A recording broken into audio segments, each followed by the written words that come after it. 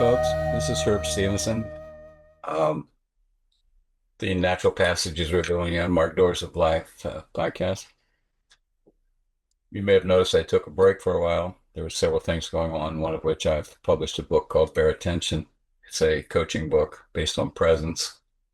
It's now on, it's available at Amazon. I actually have a couple other books I've been in process of working on. And uh, and the other interesting thing is for whatever reason, a lot of my prior clients that as I still manage my consulting practice and coaching practice have gone back to in-person work. So I've been traveling quite a bit as well. But it allowed me to actually take a break from the podcast and look at, where do I want to take this to go? And one of the things that I've been working on here recently is if you've never studied Toltec philosophy, there's just a tremendous amount of information out there that is very useful in today's situation. One of which most people are aware of Don Miguel Ruiz' Four Agreements. His son, Don Miguel Jr., uh, is writing, and I believe he has another son that also are writing books that are very helpful. They're presence-based, reality-based types of information.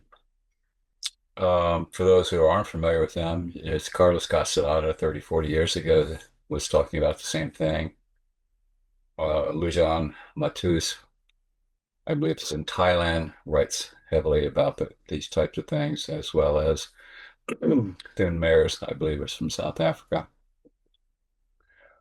I study a lot of these things, cross-cultural spiritual dynamics, in order to understand how to bring presence into our day-to-day lives. And so today, what I want to do is I want to share with you um, something from Don Miguel Ruiz, Sr. and Jr., which is called the Five Agreements. They combined together, co-wrote a book to create the Fifth Agreement. And what I want to do is apply it to business. Most people look at Four Agreements or the Five Agreements now as basically personal growth principles of how to be in the world.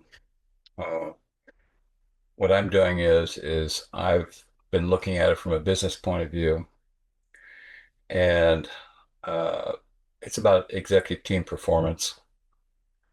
And so I'm going to go through briefly in this podcast the issues related to how do we orient in today's environment that is in constant chaos. Um, Lots of shiny objects and distractions, whether it's politically, economically, or otherwise, and try to support you because recently some of the work I've been doing has been working with teams and these types of things or types of issues have been coming up.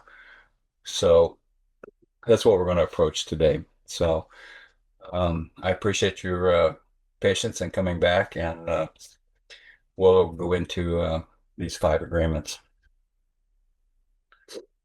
So when teams are working together, the interesting thing that happens is rarely is it an issue that people are not really smart or intelligent. Um, Actually, another thing is often it's not even a strategy is rarely a constraint. Uh, as far as teams, the teams usually come together.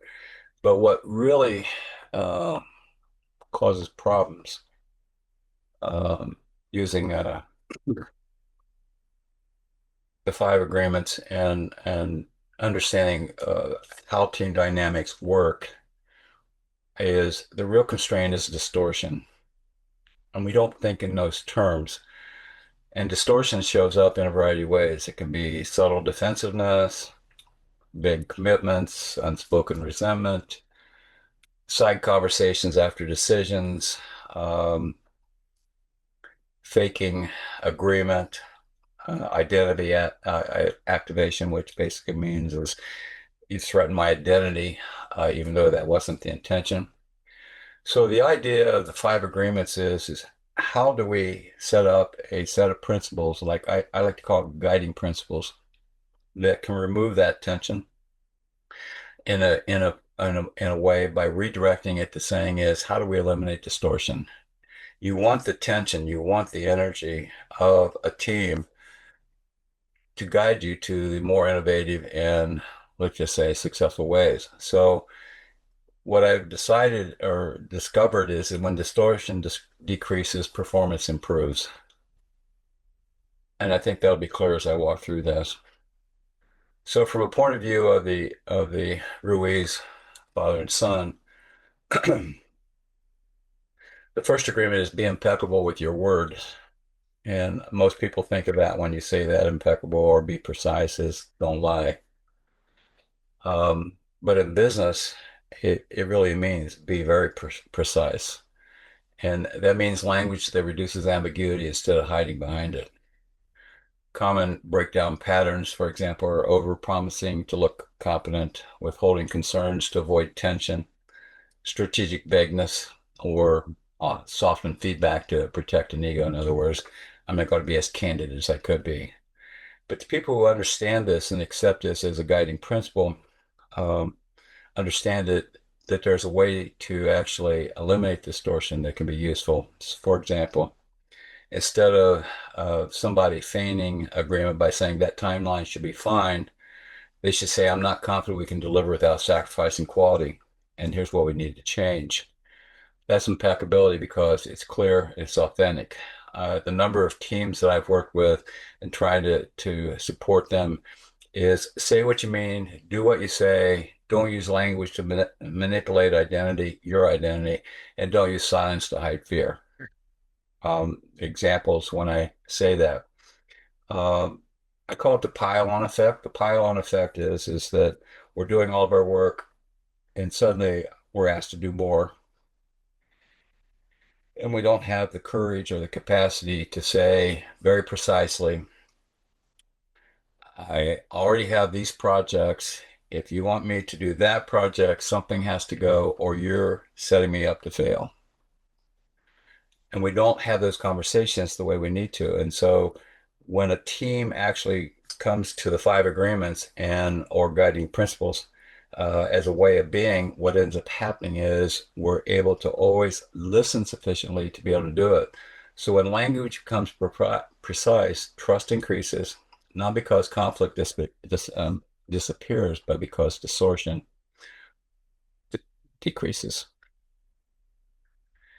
The second thing is, and this is one that I've encountered here recently, and one of my clients is how it's surprising me is how people take so many things personally. So don't take anything personally would be a second agreement for a team.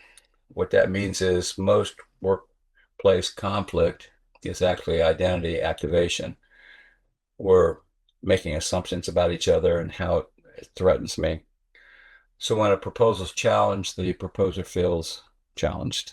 When a strategy is questioned, identity tightens. But feedback about work is not feedback about worth. High functioning teams learn to separate work critique from personal value.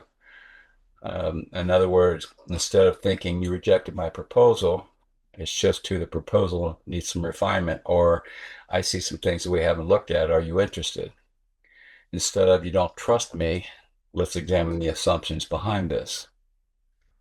So when a leader stops or teams stop personalizing friction, debate increases, strengthens, recovery speeds up, and defensiveness decreases. And ironically, detaching ego increases connection. And so what do I mean by that? So when I worked with a team some years ago, it went from an executive who basically was dictating everything, so there was very little conversation, to a place where instead of dictating, there was an effort to collaborate. And in the collaboration, what ended up happening was these five agreements for practical purposes were in place. They had learned to trust each other. They learned to disagree, even passionately, but not take it personally. And the impact of it was is the team became highly successful, increased profits dramatically. Cooperation happened between various functions, and it makes it a whole lot easier. Which leads to the third agreement: don't make assumptions. Um, People who know me, what I frequently will say is, before assuming you understand, make sure you stop with saying, help me understand by explaining that a little bit further, or I'm not sure what that means to you. So assumptions literally silently fracture the organization. We make judgments in our mind that he's disengaged, she's territorial, they don't care about operations. You all have your own stories about this, about how that works. And most of these are interpretations layered onto personal data. You really don't know. So the discipline becomes simple. Ask before concluding. When somebody makes a bold statement or uses a word in a specific way, don't assume you understand it. Ask the question. Um, Instead of you missed the deadline because you didn't prioritize, you might ask, what got in the way?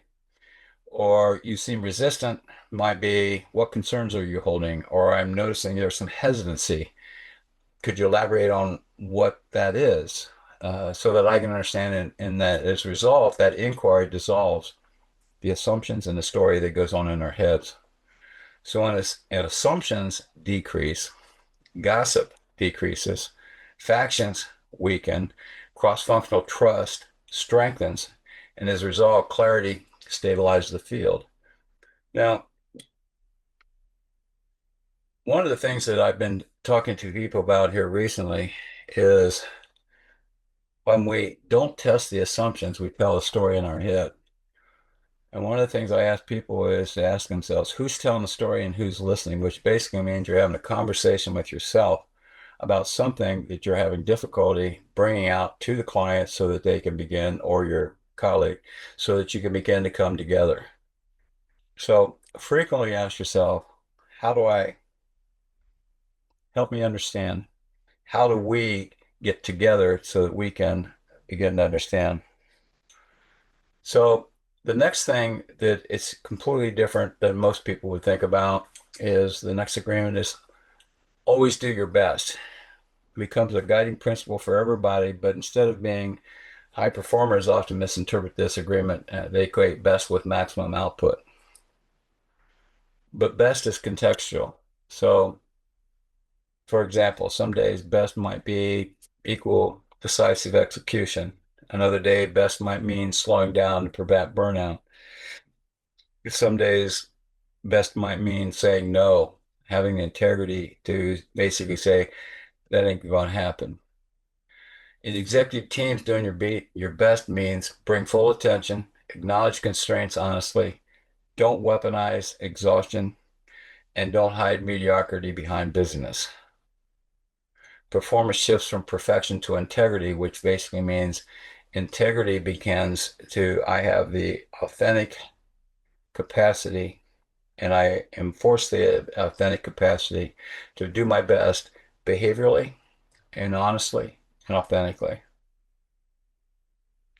The fifth, which was added later when Don Miguel Jr., studying with his father for years, began to, in practicing, he came up with, and he and his father came up with the fifth. And I like this a lot. The fifth guiding principle or agreement is be skeptical, but learn to listen. The majority of people that I work with, especially on teams, is because we're always in a churn of business. At about 20% of when somebody's saying something, we shut off listening to them and we begin to conjure up in our mind what's going to be our response and how are you going to either debate it or whatever else that you might be coming up with. But this one is really important because skepticism without listening becomes an attack. I'm going to debate you. I'm going to disagree with you. I'm going to convince you to go someplace else. But what we really need, um, if we're not listening with skepticism, we begin to listen without skepticism, and in essence, we become compliant, and compliant basically leads to misdirection. And what we really need is when old skepticism is somebody will say something, well, that won't work. That's an immediate response to a situation that shouldn't be happening. Uh, what assumptions does this depend on might be a way of looking at it, or help me understand again. Help me understand how you got to this conclusion so I can lean against that with you so that we can move forward. It's a constant process here. So listening means reflect back what you heard, check for understanding, suspend immediate rebuttal, And remember, most executive conflict isn't disagreement. It's two opposing ideas trying to occupy the same space at the same time. You take the emotions out of that, it's interesting how you end up in a dialogue and come up with far better solutions. So, healthy skepticism prevents groupthink. Deep listening prevents fragmentation. And together they create an intelligent alignment. And the main thing I want us to say is because most people will say that's not true. A good portion of the reason that we have difficulties is either we're not hearing correctly or we're not even listening. And so mishearing or not hearing is a critical factor of slowing down, look the person in the eyes, and ask them, help me understand. On a constant basis, that becomes much more helpful. So when teams apply these five agreements consistently, here's what happens. Meetings shorten, decisions clarify, side conversations decrease because everybody's paying attention, trust increases, conflict becomes cleaner, and accountability strengthens without coercion. And I'm going to elaborate on that point. Accountability strengthens without coercion because everyone assumes responsibility for the five agreements. Everybody assumes responsibility for whatever the purpose of the meeting is. And so it's accountability is an after the fact. Responsibility is before the fact. I'm coming in with these agreements to be more effective. So the agreements don't eliminate tension, they eliminate distortion. And when distortion decreases, strategy sharpens, execution accelerates, innovation increases, and leadership stabilizes. So for yourself to consider after this is where does distortion most frequently appear in your team? Is it language? Is it vague, non-committal, Sure. antagonistic? Where does identity? Where do people feel threatened about their identity?